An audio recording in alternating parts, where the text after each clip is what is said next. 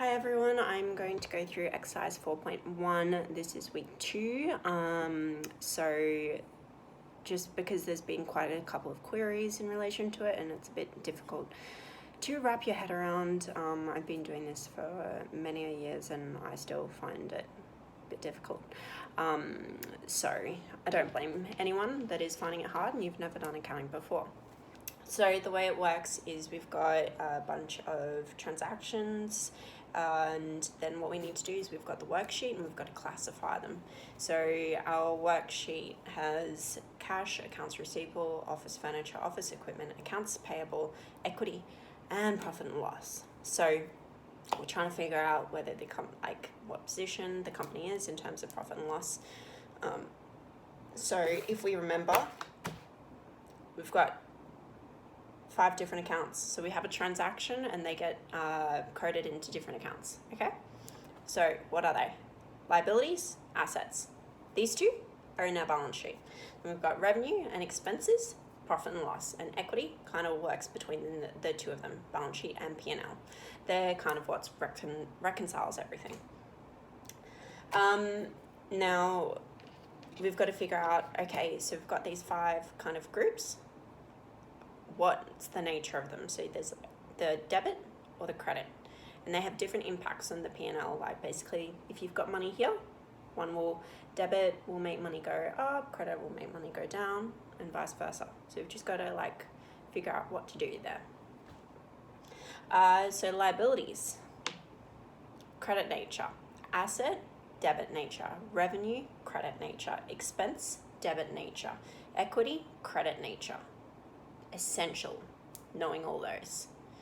And remember, keeping liabilities and assets balance sheet, revenue, expenses, P&L. Okay, keep that in the heads. Essential.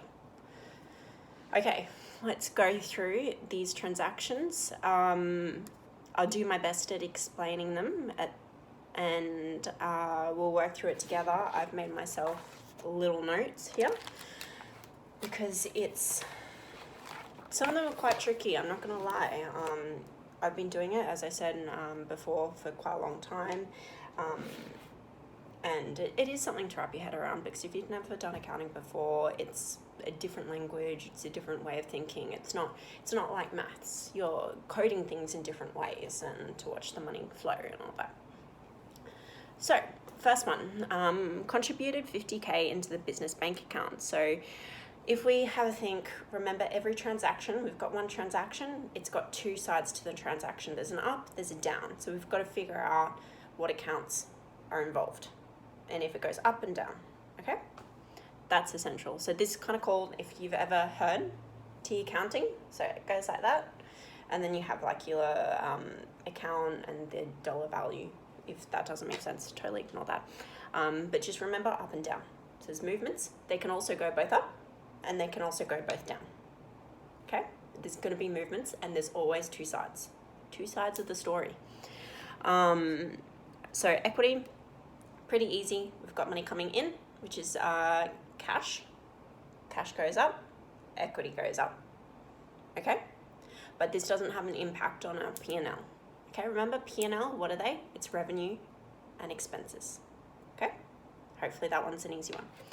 Purchased desk and chair for office, $10,000 from Office Plus and paid cash. So this is a cash transaction. So we know that cash goes down and then our office equipment goes up. So that's an asset. They're both assets. Okay, so one goes down, one goes up. So that is a balance sheet. So that's got no impact on your P&L. Next one. Paid for office stationery, $560 from Suppliers Inc. So this is just an expense because office stationery, it's not something that can be an asset. It's not something that if you get a pen, you're not going to sit there and sell it. So it's an expense. So expense goes up, your cash goes down. So what's your impact on the P&L? Little expense here, $560. So P&L is down by $560. Next one is received $1,960 for provision of investment services. So basically, there's two ways to record money coming into the business. So this is your revenue. You've got two ways. You've got cash. So cash transaction, which is the one on the 9th of October. I'll quickly go through that one, so we'll skip one. So receive 1,280 from a customer for investment services. So let me read. So our transaction is, we've got cash coming in immediately. It's going up by 1,280. We've also got revenue coming in. So this is the two sides of our transactions, and that's going up. So the reason why they can both go up is because cash, which is an asset, it's a debit. Revenue is a credit. So they can both go up in nature, okay? Because they're both like counteracting each other. They're basically flipping. So that goes up, and then because you've got the revenue, it's impacting your P&L increase of $1,280. So that's an immediate, if I give you something and you pay me cash straight away, cash transaction, immediately, one transaction, done. The other version is received 1,960 for provision for investment services. Now this is when there's a delay in time between I'm issuing you an invoice, 30 days or however many days later, then you receive the cash. So it's two transactions. What we're looking at here is so this is your first transaction where you record the accounts receivable and the provision. And then your second one is when you're actually receiving the cash. So this is the transaction we're looking at. So actually receiving the cash here. So your cash is going up and your provision is going down. Okay, so we've got the cash going up, so that's going to reflect in your P&L. Hopefully that makes sense.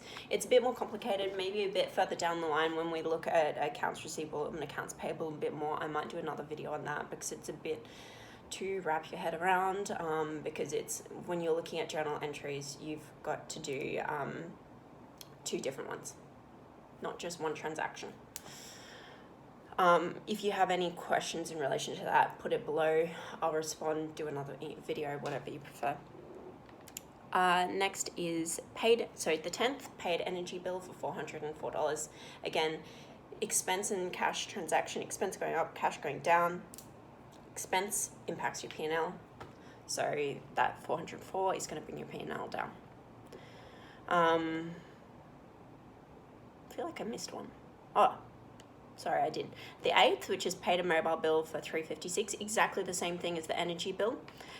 Expense going up, cash going down, so negative $356 on your P&L. I already talked about the receiving 1,208. Then we're back down to the 10th of October. Owner purchased a partner a new Tiffany ring from personal funds for $12,200. So it's coming out of personal funds. It's a personal transaction. It's got nothing to do with the business. So just exclude that totally. You don't even have to think about it. Next one. Purchased a company and printer on credit from JB Technologies for $5,000. So this again is your accounts payable. So you owe something.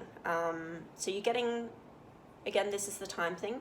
You get an asset. You're not actually paying anything. It's on credit, which is accounts payable, and then however many days later is when you actually pay the cash and you nil out the accounts payable.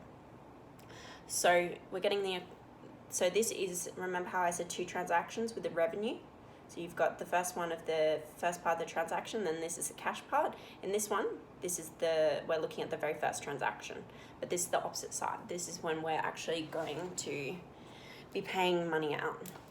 So we're getting office equipment, which is an asset because it's something we can sell. Tables, even if they're 5 years old, we can sell them and get them. There's life in them. So it's an asset. So we sell that. So it's called an asset. So asset is going up. Accounts payable, which is a liability because it's something that we are owing in the future, because it's on credit. So 5,000 goes up again. So we've got two accounts going up. They're both on the balance sheet, so no impact on profit and loss. When the transaction turns around and we actually have to pay off that accounts payable, so you have to pay JB Technologies back, then it will impact the P&L. Next is paid advertising in local paper, $600. This is your expense transaction. Expense goes up, cash goes down, so negative P&L, $600. Invoiced a client for investment advice. So again, remember, this is your accounts payable, accounts receivable stuff. So this side is on your accounts receivable. We've got two parts of the transactions because of the time date. This is your first part, not the second part. So we're invoicing. So let me look at my notes. Accounts receivable goes up, but at the same time, we also bring revenue up, okay? So revenue hits the P&L. So that's why your 3,400 is coming there. Accounts payable goes up. Accounts payable is your balance sheet. Revenue goes up, and that is your P&L. And then when they're actually paid, then it will nil out your accounts receivable. It won't have any impact on your P&L. Okay, but when the client actually comes to pay, it will impact your balance sheet because it will nil out the accounts receivable. Accounts receivable is classified as an asset. And then paid wages to a casual staff member for 1.3K. Again, that's an expense. Wages are classified as an expense. Expense is on your P&L, so it goes down. And the other side is your cash goes up. Cash is an asset, it's on your balance sheet. So that's why it's negative on your profit and loss by 1.3K. So I think your total profit over that period of October is $3,420. I hope that all makes sense. I know I think the most difficult part is your accounts receivable, accounts payable section of it. Happy to go into more depth, but hopefully that makes sense. Just remembering that with both accounts receivable and accounts payable, it's all about that difference in invoicing and then actually receiving the money. There's a time frame in between. So there's two different transactions. One's recording the debt or the asset, so the accounts receivable, the accounts payable, and then one is recording the cash going in or cash going out. So hopefully that all makes sense. All right, I'll leave it there. Thank you. Bye.